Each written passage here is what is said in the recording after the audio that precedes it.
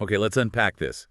We are jumping right into the deep end of the international arena today. We really are. I mean, if you're prepping for a global negotiation, a joint venture, or just, trying to manage a truly diverse international team, you know the stakes are high. Oh, absolutely. The cultural minefield is real. It absolutely is. And your sources highlight, I think, a really critical point. Often executives assume that once the technical problems are solved, Right, the spreadsheet. exactly, the supply chain, the accounting, the legal frameworks, then the path forward should be clear. But national psychology, those deeply ingrained ways of thinking, they frequently interfere right at the executive level. So people start behaving in ways that seem totally irrational to the other side. Precisely. They behave in ways that a counterpart might genuinely consider irrational, inefficient, or even, contradictory to established business logic. So it's the invisible psychological barriers, not just the numbers, Yeah. that cause the major failures. That's it. Our mission for this deep dive is to extract the core insights on leading across these cultures so you can quickly become well-informed. And the good news, according to the sources, is that this behavior isn't just chaos. No, not at all. There are clear, observable trends. And probably the strongest tool we have for making sense of this is a fantastic framework known as the LMR method. LMR. It's a classification system that breaks down the, hundreds of global cultures into three primary, very distinct groups: linear active, multi-active, and reactive. So it's a way to find a signal in the noise. It's a real anchor in the cultural storm. It's why organizations like Nokia, the World Bank, and countless HR managers use it globally. It works because it simplifies the complexity without ignoring the nuance. I love that we're starting at the root cause, and that brings us back to what culture actually is. Yeah. The source calls it the collective programming of the mind. And here's a concept that's truly striking. The idea that thought itself is just internalized language. It's a profound realization, and it creates an immediate mental block when you're working internationally. If the language we speak largely determines our way of thinking, not just how we express it, Then we're not even on the same page. we're not in the same book. A Spaniard and a Briton truly see and process the world differently because of the sort of linguistic grooves their thoughts run in. Their languages channel their understanding of time, priority, and emotion along fundamentally different paths. So it's not just different words, it's a completely different segmentation of reality itself. We inhabit different cognitive worlds. That's a great way to put it. Well, And to illustrate how dramatically language can segment experience, the sources share this incredible anecdote about the color green. Oh, I remember this one. So imagine an observer talking to a Zulu friend. The observer is asked, "What color is the leaf?" "Green," he says. Simple enough. Then the Zulu waits until a cloud passes over. "What color is the leaf now?" "Well, it's still green to the observer." But the Zulu had a different specific word for that exact shade, that exact condition. And the anecdote keeps going, right? They wet the leaf, they move further away. Yeah, correct. The friend was able to articulate 39 different words for green without pausing, depending on whether it was shining, wet, a tree leaf versus a bush leaf, or moving in the breeze. 39 words for green. 39 distinctions, all built into the language itself that just, they don't exist for the English speaker. My language just bundled all of that into one generic label. That's such a powerful illustration of how our native tongue, well, it limits our observation of reality. It does. And the takeaway for us is that while learning a closely related language like French or German might expand our worldview by maybe 10, 15%, immersing yourself in a structurally dissimilar language, Zulu, Chinese one with a totally distinct logic, might show you things you've never dreamed of. You're operating in a different cognitive world. Exactly. And even within our own language family, the Indo-European one translation can be so inadequate. The source notes this chain, I assume, becomes "I deduce," which then gets rendered as "I consider." The original meaning is just gone. It's completely vanished. The core idea of assumption is replaced by careful consideration. So calibrating understanding is incredibly difficult, even before you throw in languages that don't even share an alphabet. And if you want a clear cultural casualty of all this, you just have to look at humor. Oh, humor crosses national boundaries with extreme difficulty, especially when you head east. In Confucian and Buddhist cultures, many Asian societies, Hmm. techniques like sarcasm, satire, exaggeration, and parody are essentially eliminated from acceptable humor. It's because of a deep preoccupation with truth, sincerity, and maintaining collective politeness. So if you're trying to build rapport in Tokyo or Beijing with a sarcastic joke, you might just sink the entire negotiation. You risk giving offense, or even worse, being taken literally. The one type of comedy that genuinely gets international acceptance is slapstick. The banana peel. The banana peel. Someone slips, the intent is universally understood. It transcends that need for precise linguistic meaning. Okay, let's pivot back to the LMR model, because this is the practical tool we need. We've established that culture channels thought.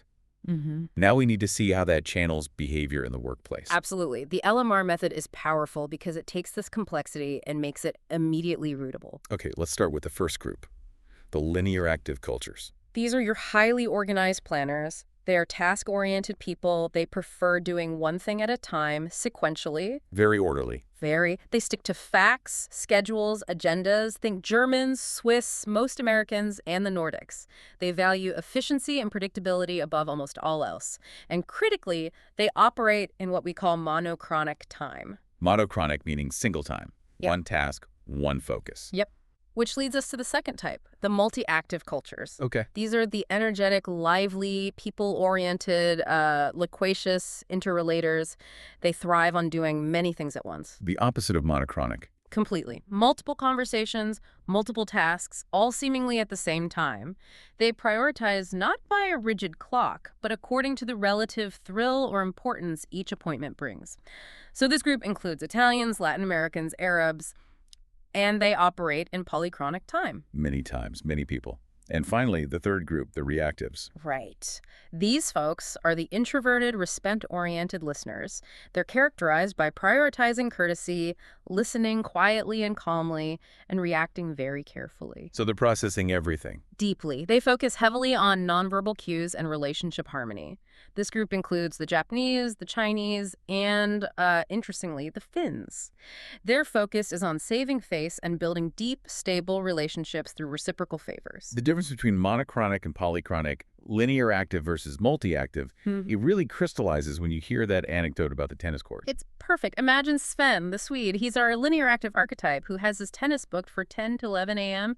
precisely to the minute. Then you have Antonio, the multi-active counterpart. He arrives a full half-hour late, and he's not alone. He's with a friend, Carlos, from whom he's buying land. So Sven is just standing there watching his scheduled 60 minutes of activity just tick down to 30. Precisely. And while Antonio changes, he continues discussing the land deal with Carlos right there on the court. Sven is thinking, we are wasting precious, finite time. I can feel the anxiety. Then another friend, Pedro, arrives to confirm a sailing date. Antonio excuses himself to Sven, quick pat on the shoulder, talks to Pedro for 5 minutes, goes back to Carlos, closes the land deal, and finally, at 11 a.m., he turns to Sven, ready to play. And Sven, who lives by the schedule, points out that their book time is now over. And Antonio just waves him off, reassures him he called the club and rebooked them until noon. They're using two different systems for existence. Totally different operating systems. Antonio views time as plastic, molded around human interaction. He's prioritizing the relative importance of the land deal over the tyranny of the clock.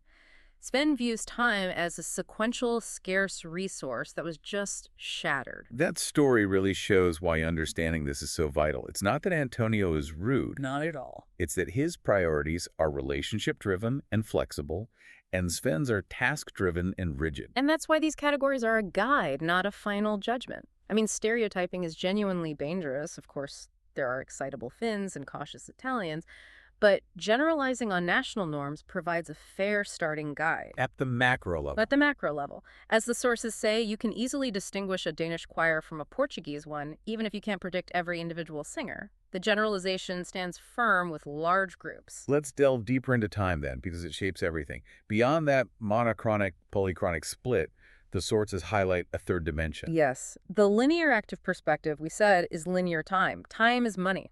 A scarce commodity flowing fast, requiring efficiency. They're monochronic. And the multi-active concept is that time is plastic, malleable.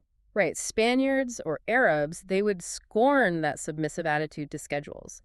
Punctuality for them often messes up true priorities, which should be based on human or commercial importance, not some arbitrary clock. Okay, so what's the third one? The third one is cyclic time, which is prevalent in many Eastern and reactive cultures. Here, the focus is on the adaptation of humans to time.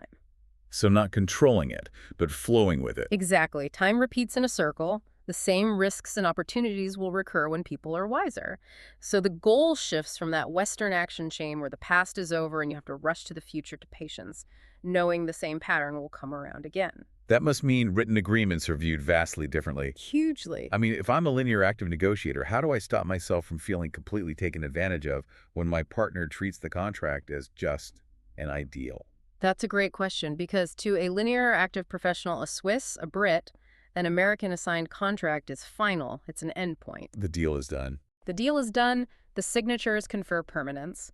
But for a Japanese business person, it's often viewed as a starting document, a representation of intent to be modified as circumstances and, the relationship evolve. And the South American perspective, that it's an ideal. That's often a goal, a desired outcome, but one that's probably unlikely to be achieved perfectly. It's signed primarily to establish the relationship and avoid argument, not to lock down every single variable. The relationship, the trust, that's what dictates the actual working arrangement, not the paper. This just highlights that deep split between low context and high context communication styles. Absolutely. Low context cultures, like the American or German, they rely on the explicit facts, figures, the written word. Exactly. Whereas high context cultures, the multi-actives and reactives, they rely heavily on shared understanding, history, personal relationships, nonverbal cues. This is why strict adherence to objective truth can be a dangerous concept in much of Asia, Africa, and South America. If it risks destroying the relationship harmony. Precisely. If you jeopardize face or relationship stability just for the sake of calling a spade, you may win the argument, but lose the ability to do business tomorrow. So trust is the lubricant here. And it's built entirely differently based on the LMR type. Completely differently. For linear actives, trust is built on product quality and efficient officialdom. They assume an excellent product sells itself based on merit. They trust institutions, systems, clear lives. It's low context trust. But for multi-actives and reactives, Italy, Brazil, Japan, the personal relationship is everything. Yes. Multi-actives trust their in-group intimates, family, friends, people who show them sympathy. It's a very high-touch approach. Reactives build trust through consistent, respectful behavior, protecting their partner's face, and making sure favors are reciprocated. For them, visiting the client repeatedly, just maintaining that presence, is mandatory. You buy the person before you buy the product. And that difference has to permeate how they structure their entire organizations and leadership styles. It does, because leadership concepts are entirely culture-bound. Look at France. Leaders are often autocratic, charismatic, paternalistic. They concern themselves with the staff's personal well-being, but the organizational focus is on elegant processes. And then in Germany, it's governed by Ordnung order. Order and structure. Maximum efficiency through compartmentalization. Managers are primarily functional specialists who excel at technical details. Authority is technical, not charismatic. And then Japan. Japan is driven by deep social harmony. Managers rarely issue blunt orders. They hint at what needs to be done. The language is custom designed for this indirectness. And crucially, decisions are frequently delayed, sometimes for months, until full consensus is achieved. So everyone is pulling together when the decision is finally executed. Everyone is on board. That drastically changes the pace of business, especially in negotiations. It's a classic collision point. Americans and Brits go into a meeting seeking a decision, preferably by the end of the hour. Wait, get it done. The French want an elegant, structured briefing. But the Japanese, being reactive, often regard the first few sessions as just occasions to attain harmony. So not about business at all, really. It's about evaluating you, establishing mutual comfort, and ensuring the relationship is sound before any real business is even discussed. And the role of silence in those meetings can be incredibly jarring for linear actives. Oh, Westerners have an extremely weak tolerance for silence. We are compelled to fill the space. Feels awkward. It feels like disagreement or confusion. But reactive cultures, like the Japanese and the Finns, they regard silence as meaningful, refined, and necessary. A clever argument deserves lengthy, silent consideration, not a snappy retort. The silence is a sign of respect. And you can tell so much about someone's LMR type just by watching their body language. Absolutely. Linear actives and reactives, British, Japanese, Germans use restricted body language. They maintain a deliberate impassivity. Multi-actives, Latins, Arabs, Africans are uninhibited, vigorous gesticulation, dramatic facial expressions. They're emotionally demonstrative. Very. Which brings us to perhaps the most vivid cultural collision, the space bubble. This one is fascinating. This literally dictates whether you think a negotiation is even happening. People from linear active or reactive cultures are instantly uncomfortable when their space bubble is invaded. For strangers, that bubble is typically about 1.2 meters. 4 feet or so. Right.